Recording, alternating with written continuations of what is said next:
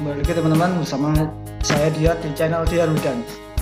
Kali ini saya akan mempresentasikan tugas yang dikasih oleh Ibu Laili, tugas perencanaan pengolahan bangunan air minum dengan materi bab yaitu saringan pasir lambat. Oke, langsung saja saya akan menjelaskannya melalui PowerPoint yang sudah saya buat. Saringan pasir lambat. Saringan pasir lambat adalah saringan pasir yang digunakan pada awal teknologi pengolahan air pada abad 19 dengan sistem inlet, jenis media pasir, sistem underdrain, dan sistem outlet. Kelebihan dan kelemahan saringan pasir lambat. Kelebihannya yaitu 1. Kualitas effluent lebih baik ketimbang saringan pasir cepat.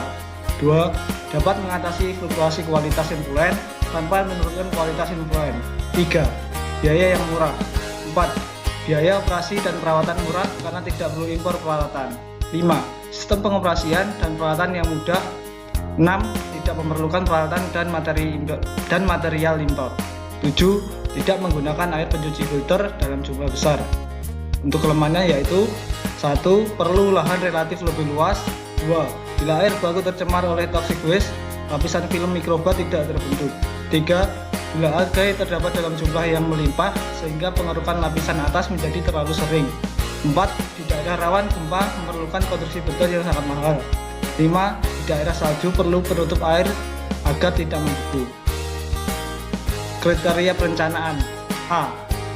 Kecepatan fluktuasi saringan pasir lambat berkisar antara 0,1 sampai 0,4 mm per jam atau 20 sampai 50 kali lebih lambat dari saringan pasir cepat. B. Kedalaman air di atas pasir antara 1 sampai 1,5 meter agar tersedia cukup tekanan untuk mengatasi kehilangan tekanan akibat filtrasi. C. Kedalaman bak pasir lambat minimum adalah 2,70 meter. D. Ukuran efektif media saringan pasir lambat adalah 0,15 sampai 0,35 mm. E. Koefisien keseragamannya antara 1,5 sampai 3. F. Sistem underdrain direncanakan dengan head loss minimal. G. Jumlah unit saringan pasir minimal 2 unit. Untuk sistem operasinya, pada umumnya saringan pasir lambat dioperasikan dengan debit aliran yang konstan melalui pemasangan venturi atau orifice, meter, dan katup yang diatur penutupan dan pembukanya. Pada saat baru dikeruk, katup dalam kondisi sebagian besar tertutup dan dibuka perlahan sesuai dengan kehilangan tekanan yang terjadi. Katup harus terbuka penuh pada saat filter mendekati saat pengerukan lapisan atas. Kehilangan tekanan filtrasi sekitar 0,6 sampai 1,2 meter.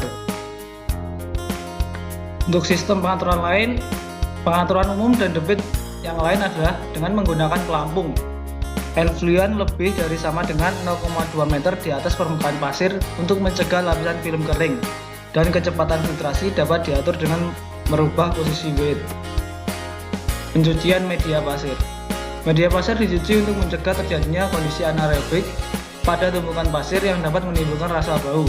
Setelah dicuci, pasir disimpan dan dikembalikan ke bak filter setelah kedalaman pasir mencapai kedalaman minimum.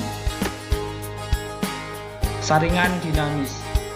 Saringan dinamis adalah pengembangan dari saringan pasir lambat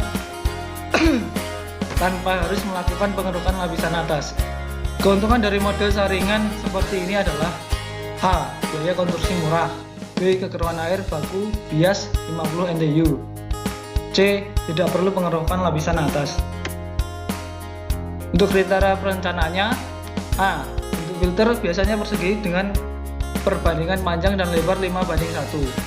B. Kecepatan aliran berkisar antara 0,2 sampai 0,35 meter per detik. C. Kedalaman air antara 1 sampai 3 cm. D. Kedalaman pasir antara 60 sampai 80 cm. E. Koefisien keseragaman pasir antara 2 sampai 3. F. Kerikil bagian atas berdiameter 1 sampai 2 mm, sedangkan bawah 2 sampai 4 mm dan ketebalan 5 cm. Selesai. Materinya sangat singkat sekali, jadi mungkin itu yang bisa saya jelaskan melalui PowerPoint ini. Apabila teman-teman ada kritik dan saran, silahkan langsung komen di bawah ini.